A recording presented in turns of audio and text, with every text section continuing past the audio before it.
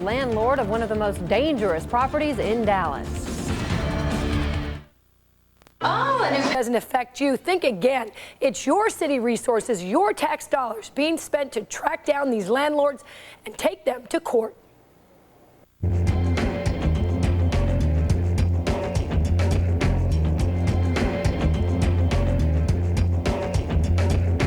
The conditions are deplorable. There's kids, I believe, in all of these complexes.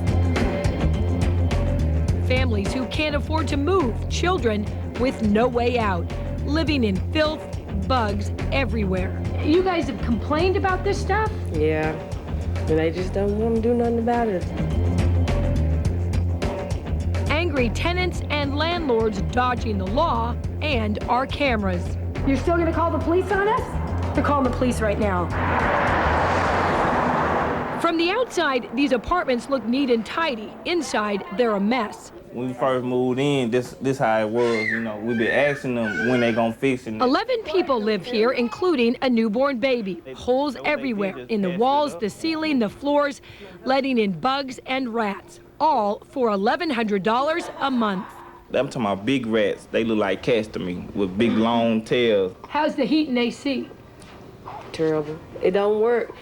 We got them rigged some kind of way, and cockroaches come out of that one, so that one can't be used. The owner of these apartments is Crown Bancorp. Jeff Cobb is the director of the corporation. Cobb lives in this high-rise on the beautiful and exclusive Turtle Creek Boulevard. We repeatedly tried to contact Cobb by phone and in person. He wouldn't return our calls. When we tried to talk to his tenants, he called police. Is he telling us that we can't even visit Mr. Johnson? He needs to turn his camera off. Okay, why can't you address these things on camera? They're fixing her apartment. They're fixing her apartment, but we got city stuff that we're fixing now. Okay. A few miles away, at another Bancorp complex, we find it's the same story. Holes in the walls, bugs, mold, and bad plumbing. The pipe is busted and everything. Again, Cobb tried to throw us off his property. And what's the problem? The owner don't want your own property. He said because I got no permission. He got a lawyer. We're on Bill News. He has a lawyer? Yeah, Okay, but we have permission from the tenant here to be up here. Jeff Cobb is a familiar name at the city. His complexes have been cited for hundreds of code violations dating back to 1998. In January, the city filed suit. Cobb agreed to clean things up, but city attorneys say it hasn't happened. I hear all kinds of excuses from owners, but none of them are any good. None of them make any sense. We're talking about minimum housing standards, and just too many folks want to avoid it. In March, city attorneys filed for contempt. Last month, the landlord had only made some of the repairs. The judge gave him more time. So you could actually put some of these landlords in jail for not complying with the order. A judge would have that option. Hey, Cosgrove, Becky Oliver, Fox 4 News. I'd like to talk to you a little bit about your property. I need to go to court, ma'am. Please don't touch the microphone, sir. I'm just trying to ask you some questions, okay? Cosgrove Setagian is another landlord the city is fighting in court. He owns this rundown complex near Fair Park. Water be running.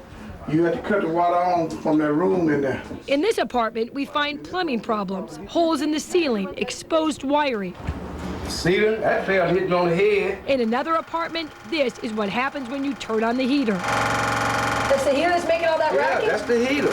And how much do they want a month? I pay $4.95 a month. The ex-owner The city has been after Setagian for months. He agreed to make improvements by summer 2000. City attorneys say he didn't do a good enough job, so the city sued in October. Again, no compliance. In November, he worked out another deal. Again, the city says it wasn't enough. So the city filed a motion for contempt in January. You've had a year to clean it up. That's right. And why have you not? Why is the city here on a contempt charge? Contempt, John?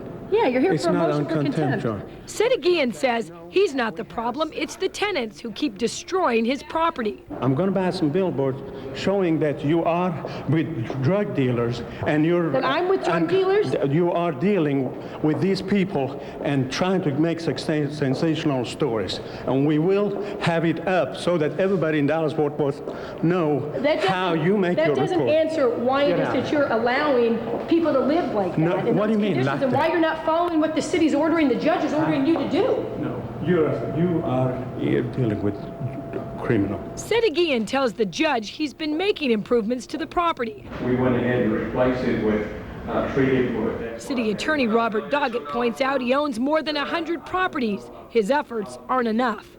We have not gotten this man's attention to comply with an order of the court.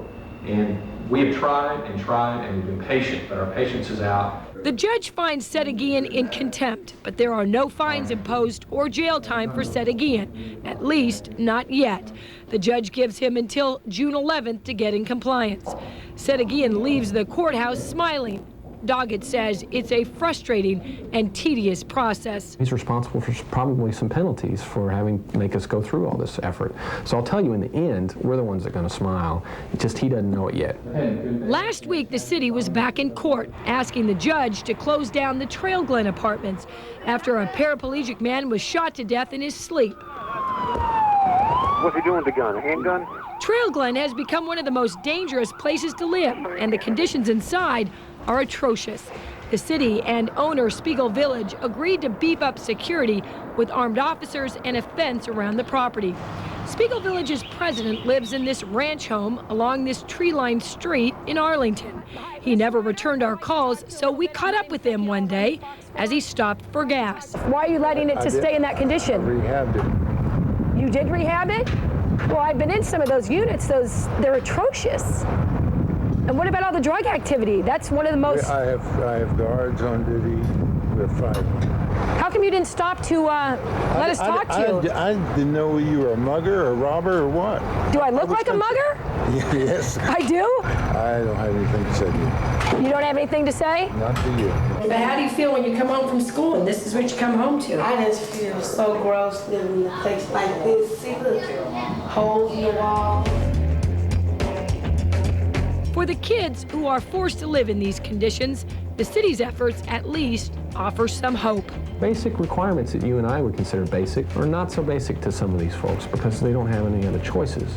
That's why we need to be there and do some of these things for owners that frankly want to violate the law and don't care, all in the sake of a good profit.